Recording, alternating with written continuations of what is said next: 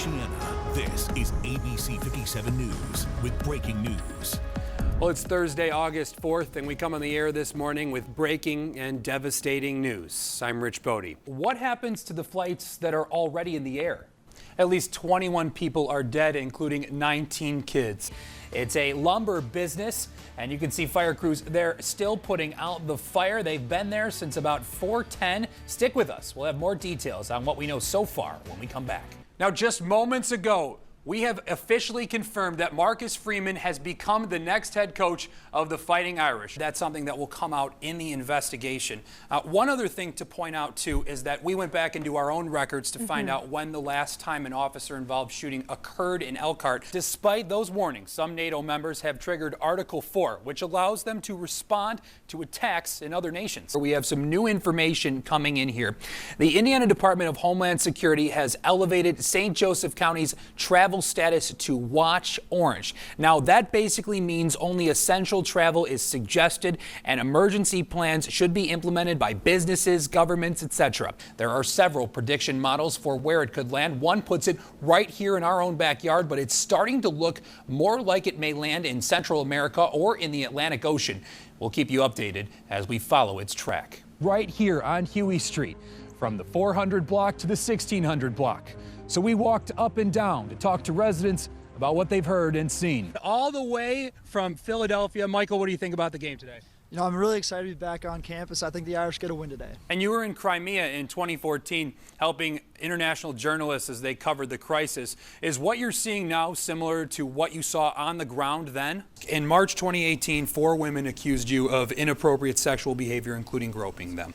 Do you feel like you can adequately represent the people of District 2 given this now? Well, you got this tour. I know you launched a podcast. You got the book coming out.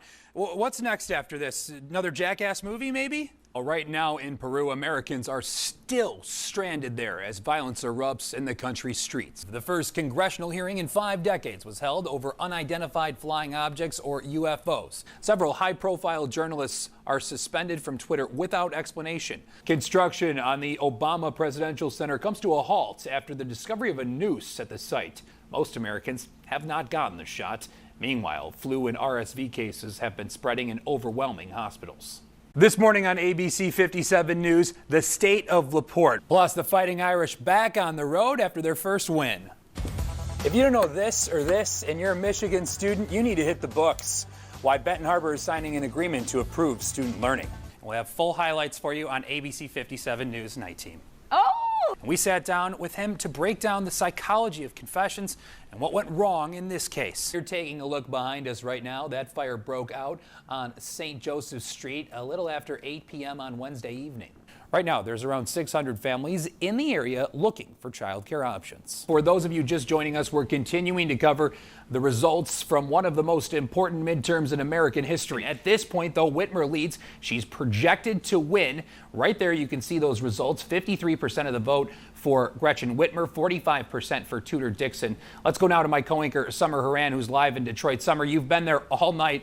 What can you tell us this morning? Vets found the coin in Pichu during a routine checkup. Now, Dave, you have kids. Now, have they eaten a dime before? Not that I know of. The National Park Service says you shouldn't lick a Colorado river toad. The NPS says the toad is toxic, can make you pretty sick. But you may be wondering, do we need this warning? The answer is yes, actually. In the third, Bears down 28-17, but Justin Fields flushed out of the pocket. He takes off for 61 yards, the touchdown run, longest by a QB in Bears history.